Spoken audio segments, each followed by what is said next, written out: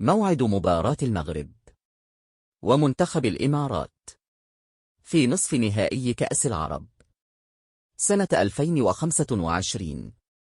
ستلعب هذه المباراة يوم الاثنين 15 من دجنبر من العام الجار على الساعة 3:30 مساء بتوقيت المغرب وتونس والجزائر، والساعة 5:30 مساء بتوقيت السعودية وقطر والكويت وسوريا والعراق واليمن، والساعة 6:30 مساء بتوقيت الإمارات وعمان.